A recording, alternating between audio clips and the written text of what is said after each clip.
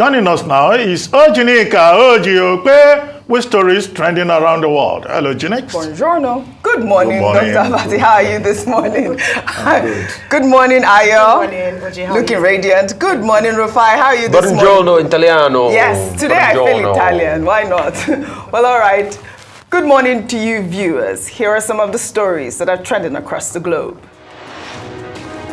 In the United States, Republicans in Congress have backed former President Donald Trump moments after he pled not guilty to federal charges that he kept classified documents and then conspired to obstruct an investigation about it. On Wednesday, Speaker Kevin McCarthy dashed off a fundraising email decrying what he described as a witch hunt against the former president and urging donors to sign up and stand with Trump.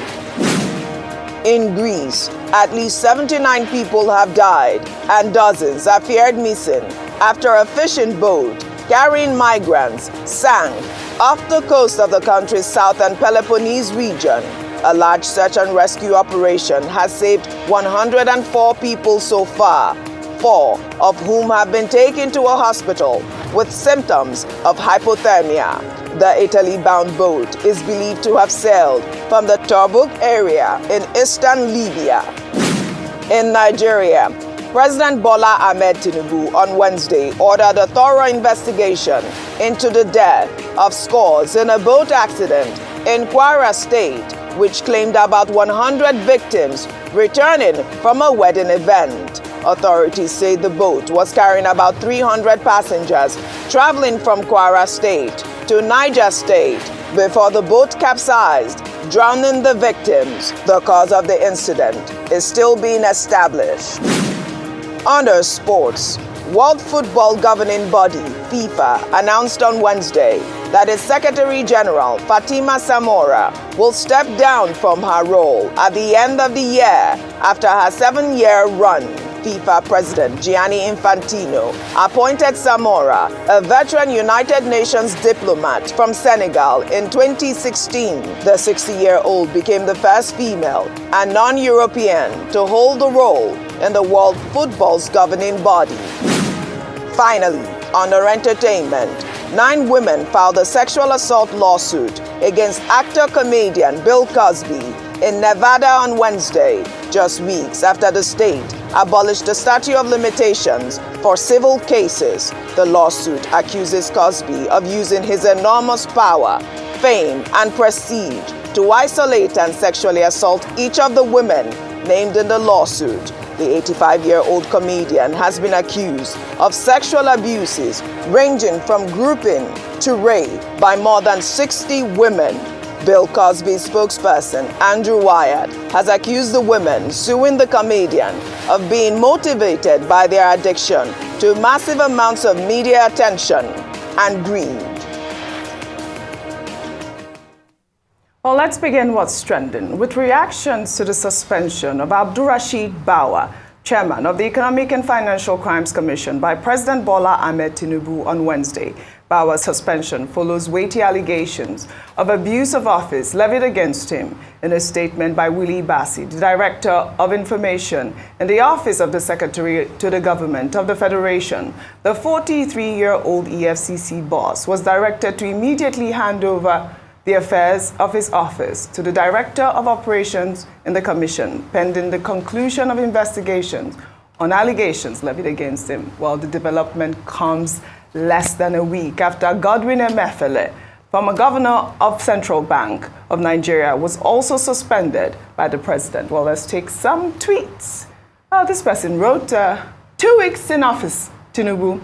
Fuel subsidy gone, foreign exchange rate unified, CBN governor suspended, EFCC chairman suspended, Student Loan Act signed, Electricity Act signed, Data Protection Act signed, Constitution Amendment signed, Chief of Staff appointed, SGF appointed. Well, Sports Doctor wrote, for those jumping up that Tinubu has suspended EFCC Chairman Bawa, Tinubu that is going after everyone that messed with him one after the other, systematically dismantling them. He wants to fight corruption, and Hadi Sirika is still a free man. the senator and his wife Judge are still flexing. Well, Shehu wrote how Mr. Bawa's day went on Wednesday, 14 June 2023. Woke up as EFCC chairman, visited the villa, met President Tinubu, left the villa. President Tinubu suspends him indefinitely. President says he has to answer to weighty allegations of abuse of office. DSS invites Mr. Bawa. Mr. Bawa likely spent the night in DSS custody. I believe Shehu is absolutely right. There is a picture that was circulating, and I think he posted that with that picture. The suspended EFCC chairman last night honored an invitation by the Department of State Services hours after he was asked to stay off work indefinitely by the president. The spokesperson for the DSS, Dr. Peter Afunaya, confirmed in a statement that Abdulrasheed Bawa arrived at DSS headquarters last night. All right, Rufai, I believe we did this. You guys did highlight this earlier this morning, but I wanted to take some reactions from social media. I mean, this is not uncommon, right, with presidents. They do suspend. I mean, it seems like it's becoming a trend, correct? Yes. They are suspending the EFCC chairman. But what happened to Magu at this point? Was he not? I mean, truth was they were done with Magu, just like they're done with Bawa. There's no hard feelings. I saw this coming, and it'll have been funny if Bawa had not seen this coming. They were going to be done with him at some point. And the way in which they do it, they suspend you. They say they are weighty allegations. In the case of Magu, they went through the Justice Salami panel. We went through all of that. Till date, we have not seen the result of that panel. We just need to see the weighty allegations, behind all of this. And like the DSS, once they're done with their investigation, if he's going to be charged to court, let him be charged to court. It's as simple as ABC. But we should also respect his fundamental rights and stop this trial by media like we always say. That's what's happening because that always happens. And in the end, you'll be looking for the weighty allegations. In the case of Magu, till date, we're still waiting for those allegations. We've never seen it. But, I'm not really surprised. Any new incumbent president comes in, he wants his own people, but their rights should be respected. Like till date, I don't know what's going on with the Mefele. He ought to have been charged to courts, except if the DSS has gone to get another, court order to be able to keep him, to investigate him further. If they've not done that, he ought to have been charged to court. He's got a fundamental human right, just like I will say in the case of Bawa too. After investigating, the law provides for how long you can keep somebody in your custody. So no hard feelings. That's the way it works. Yes. And it's not even only him. It's just only gone on and on like that. You have many cases. Adiza Bala Osman is another one. She was suspended. When the investigation was done, we were not told anything until she had to write a book to clear her name and say what happened. A very fantastic book. I read the book, Stepping on Toes. Yes. So that's the way the government works. Once they are done with you, they are done with you. The case of Magu particularly made me laugh. Because Magu's case was very funny. Because the Senate had not given a say-so as regards confirmation on Magu, and he was allowed to serve so many years as acting. Yes. But nobody saw anything wrong with it. But when they were done with him, they were so quick to kick him out and you see there are lots of people that are going to be kicked out. But wasn't he reappointed? You get as a police, he had a position. Yeah, I'm sure he was absorbed in the police force. Yes, so once they're done with you, they're done with you. Another thing I quickly want to remember, because any person that said Hadi Sirika, I think there's a story that's making the rounds as regards Hadi Sirika being invited by the EFCC. I saw that. So just to be able to balance not that. Not 100% confirmed. Not 100% I saw that balanced, breaking news as well. Yeah, so I saw that story, and I think a couple of the papers took it. Yeah. But that's just it. They're done with Bawa, on to the next one. And hey, whoever comes in next, should remember that when they're done with you too, probably they might treat you this way or not like this if you're lucky. But should that be the case? That shouldn't be the case. Yeah, that's the question I wanted to ask you. But you see, also my tweets highlighted all of the achievements within 2 weeks of the Tinubu administration. I mean, it's like a complete house cleaning. But the other person was saying that Tinubu is trying to target the people that have come after him. And that is actually the rhetoric on social media. Go ahead. 30 cents, having listed his achievements in 2 weeks, my comment would be 2 weeks in, not a bad report card. However, of course, some of the decisions he's made or the announcements he's made hasn't been met without criticisms. Now, let's go back to the second one, which also got my attention, because it's very true. if you're fighting corruption, it must be that you're fighting at all levels. If not, that in itself becomes corruption in itself, because then what are the indices for determining who you want to go after, except the president is biding his time and doing them or going after them one after the other. So it doesn't raise suspicions around unfairness or around targeting, around the fact that there are people that he has had it in for. So I would like to see some high-profile cases, as we're going to be talking about the next story, high-profile cases in terms of him actually going after corrupt individuals. And also, if he is indeed investigating allegations of corruption, let us not see any of his appointees. He's going to release the ministerial list very shortly. His appointees who have cases to answer, because then it defeats the purpose of fighting corruption. So we'll be watching. Hope it's fair across board. Absolutely. Bukachua, you should start from there. By today, NGC should have highlighted that. Bukachua as well. Well, all right. Well, the development is coming as the immediate past governor of Kano State, Abdullahi Ganduje, asked the High Court in the state to perpetually restrain the Economic and Financial Crimes Commission from investigating him over video clips allegedly showing him receiving wads of dollars from a contractor. The video, which trended on social media in 2018 and published by the Daily Nigerian, showed the former governor allegedly receiving the bundles of dollar notes and stuffing them inside his flowing garment, otherwise known as babariga. While the governor debunked the content of the video, the Kano House of Assembly subsequently set up a committee to investigate the allegations. The EFCC is the only defendant in the suit. Dr. Bati, over to you. Well, that video was in 2018, yeah, and it became a big issue. And I think on account of that video that was released by a particular newspaper, Dr. Ganduje, as governor then, took Jafar to court, the journalist that made, that wrote that story and reported it. Now, I think it's very strange because since that 2018, the House of Assembly in Kano State set up a committee to investigate the governor. Till date, till the lifetime of that assembly expired last week, that committee never submitted any report. Imagine that. Which is the way things go in this country. And this is why we say the legislature, has been so terribly abused to the extent that, those lawmakers, the oversight function that they are supposed to perform, they don't perform it. The allegation is that the governor was collecting money from a contractor and he was pocketing the money under his bull boss rope, And this was part of the money we were told meant for SUBEP, for the education sector in that particular state.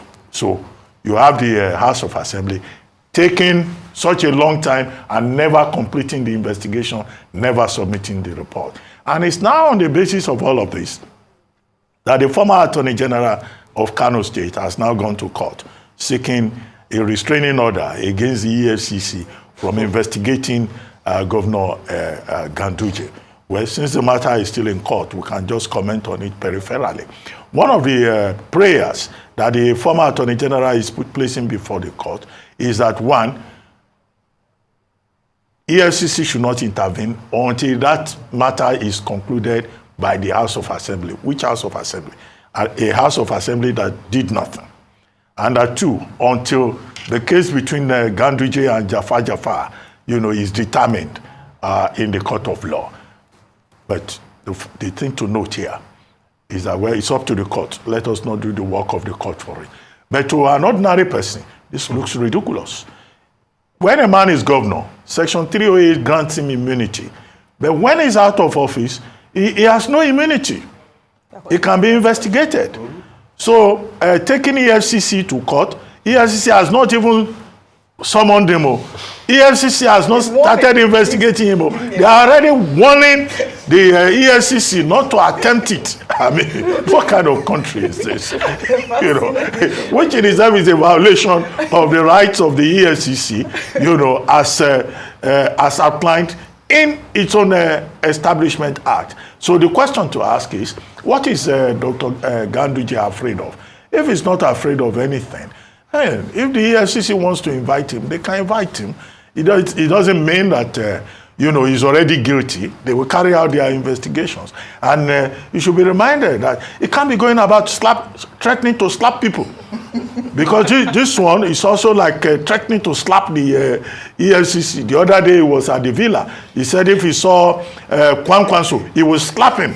That will feature on what's trending. Some of these characters who get to leadership position in Nigeria, But it can be sure, of course, that Governor Abba Yusuf, the current governor of Kano State, will not listen to him. Already, Abba Yusuf has turned himself into a demolition man, demolishing things all over the town. But it can be sure that having lost his immunity, even the Kano State government would investigate him.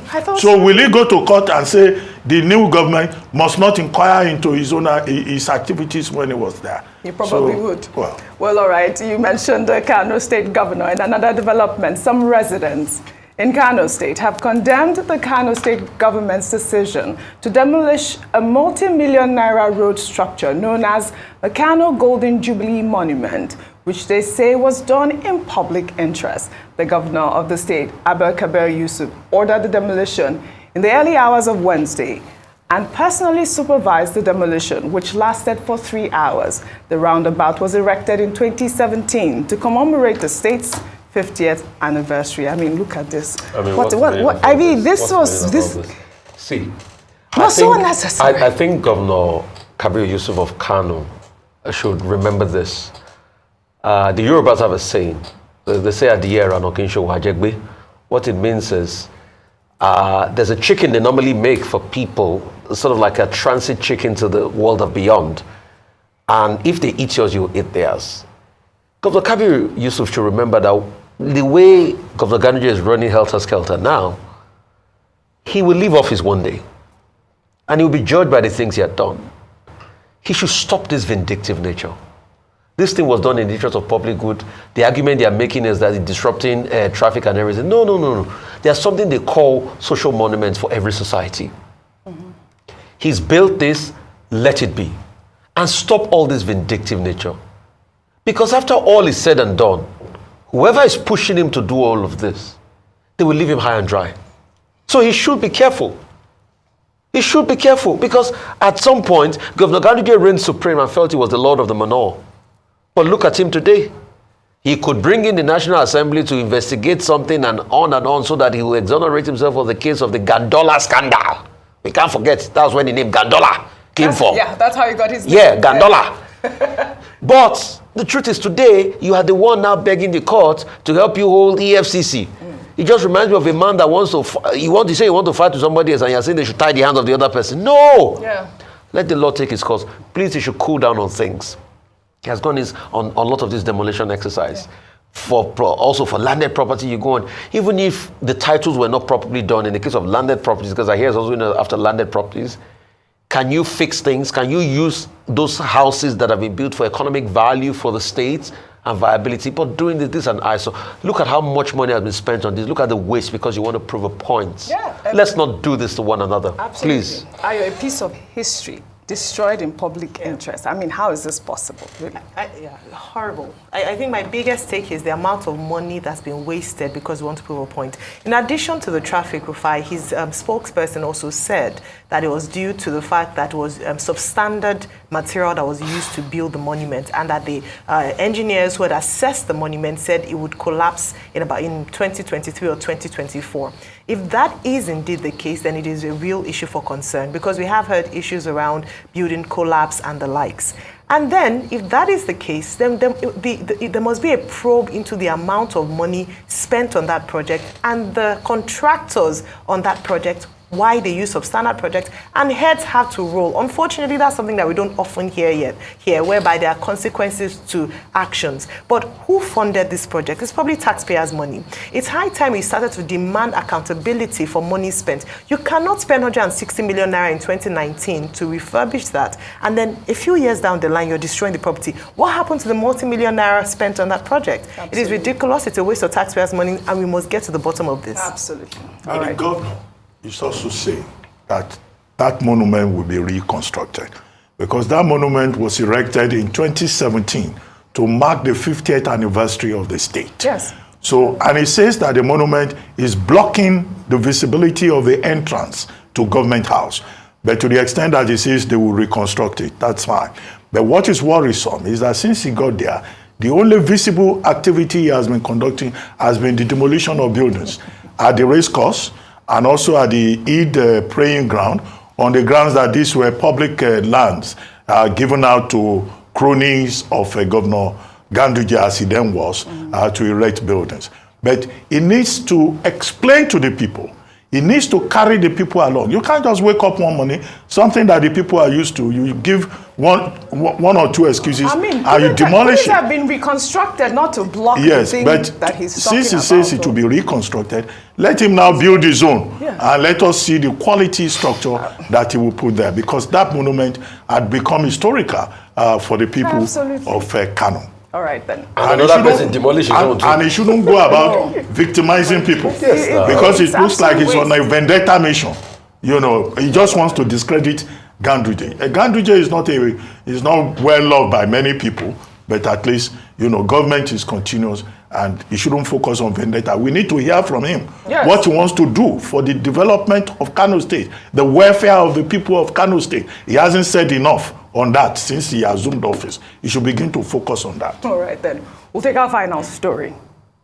The swearing-in ceremony of the Speaker of the House of Representatives, Tajuddin Abbas, on Tuesday took a dramatic turn after one of the wives barged in on proceedings and shoved the Speaker's other wife aside as she jostled for recognition.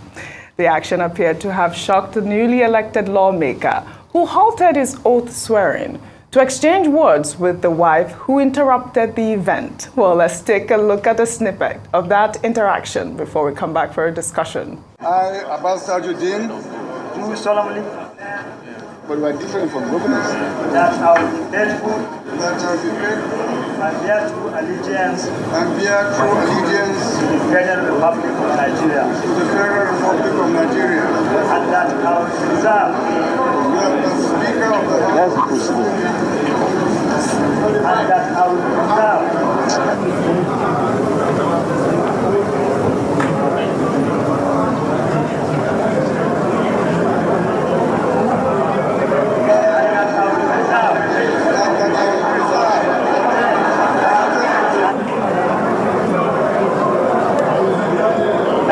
Constitution of the Federal Republic of Nigeria. so help me God. So help me God.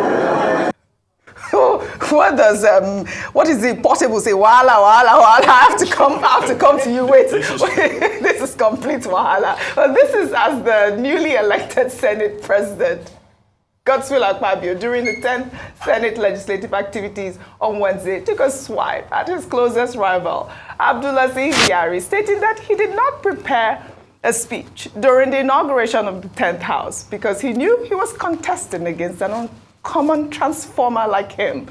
Let's take a look. Senator Abdulaziz Yari, Echi, you didn't have a written speech because you were not sure you win contesting against an uncommon transformer like me. so we'll look at it again.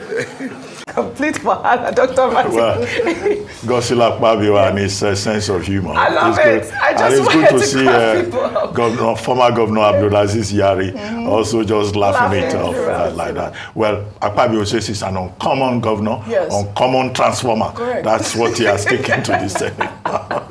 But as for Tajuddin Abbas, well, he ended his speech. He said, "So help me God." Well, may Allah help him. Because if his wives would behave like this in public, can you imagine what they do at home? In fact, we thank God that they didn't descend into combat in full view of television cameras in public. Well, polygamy and its discontent. Isn't that what is projected here? Because, I mean, at the end of the day, the other wife even gained more visibility because she was better positioned. Yeah. But in public, you know, that was quite an event. I hope that Dr. Abbas, going forward, will have learned one or two lessons from it so that he will not be bringing his wives to the public space so that they don't quarrel. Ojinika. We're learning from you, Dr. Abati. I hope that this is a good lecture.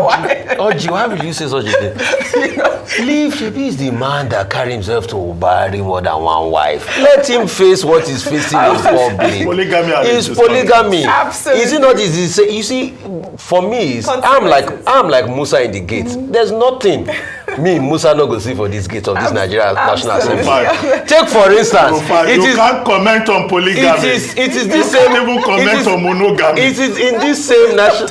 It's in this same National Assembly that we had a lawmaker come and say he had how many wives, parade all the wives. I said the reason why he's capable is because he's married so many wives. All right. He can manage his own. Can you imagine the Pope offering advice on marriage? Dr. Abati. Oh yeah, but priest. All right, guys, we have to go. Absolutely. So, well, Dr. Abati, I'd like to thank you all, as always, on your contribution. What's trending?